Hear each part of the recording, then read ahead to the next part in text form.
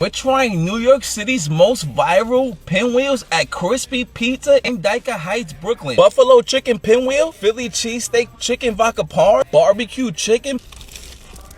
Oh man, that buffalo chicken, Philly cheesesteak.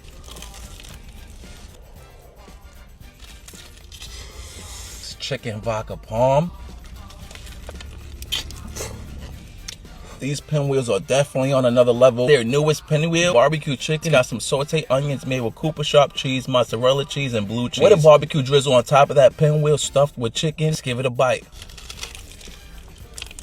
Crispy Pizza definitely got the best pinwheels. They're making some really fire pinwheels here, and I love how they get everything done. The owner, Freddie, and his son, Joey, are elevating the pizza game in New York. What they continue to do is amazing. I have to say, much love to Crispy Pizza in Brooklyn in Dyker Heights.